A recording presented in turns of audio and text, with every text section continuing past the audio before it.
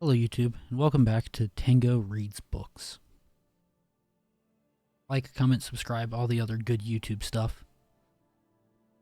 Now that that's all out of the way, let's get into it.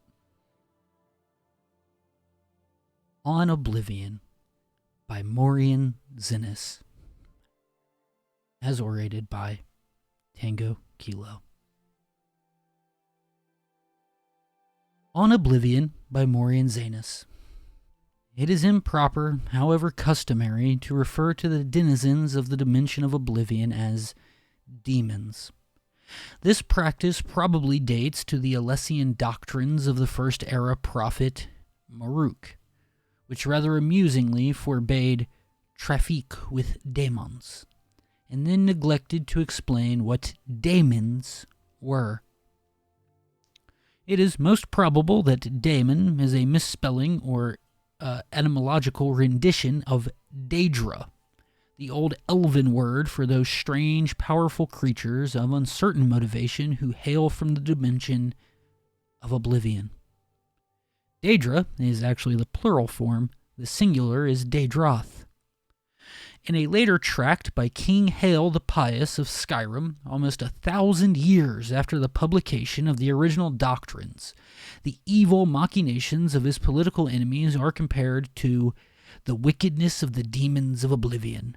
Their depravity equals that of Sanguine itself. They are cruel as Boethia, calculating as Molag Bal, and mad as Sheogorath. Hael the Pious thus long-windedly introduced 4 of the Daedra lords to written record. But the written record is not, after all, the best way to research Oblivion and the Daedra who inhabit it.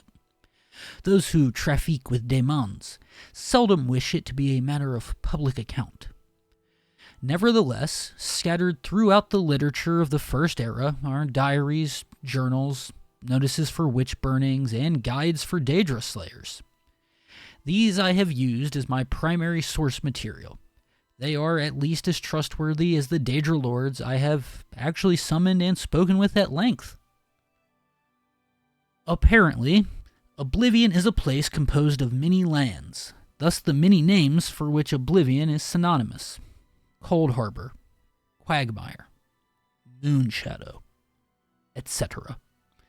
It may be correctly supposed that each land of Oblivion is ruled over by one prince, the Daedra princes whose names appear over and over in ancient records, though this is not an infallible test of their authenticity or explicit existence to be sure, are the aforementioned Sanguine, Boethia, Molag Bal, and Sheogorath, and, in addition, Azura, Mephala, Clavicus Vile, Vernima,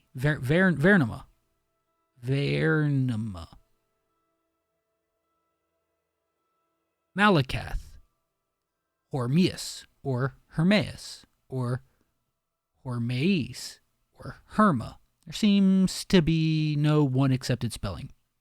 Mora, Namira, Jugalag, Nocturnal, Mehrunes Dagon, and Periite. From my experience, Daedra are a very mixed lot.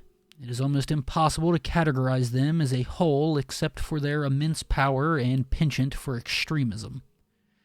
Be that as it may, I have here attempted to do so in a few cases purely for the sake of scholastic expediency. Mehrunes Dagon, Molag Bal, Periite, Boethia, and Vernima are among the most consistently demonic of the Daedra, in the sense that their spheres seem to be destructive in nature. The other Daedra can, of course, be equally dangerous, but seldom purely for the sake of destruction, as these 5 can. Nor are these previous 5 identical in their destructiveness. Mehrunes Dagon seems to prefer natural disasters, earthquakes, and volcanoes, for venting his anger. Molag Bal elects the employment of other Daedra, and Boethia inspires the arms of mortal warriors. Periite's sphere seems to be pestilence, and Vernima's torture. In preparation for the next installment in this series, I will be investigating two matters that have intrigued me since I began my career as a Daedra researcher. The first is on one particular Daedroth, perhaps yet another Daedra prince, referred to in multiple articles as articles of incunabula as Hircine. Hircine has been called the huntsman of the princes and the father of man-beasts, but I have yet to find anyone who can summon him. The other, and perhaps more doubtful, goal I have is to find a practical means for mortal men to pass through to Oblivion.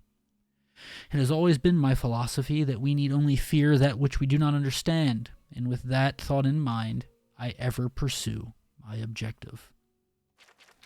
This has been On Oblivion by Morian Zinus, as orated by Tango Kilo.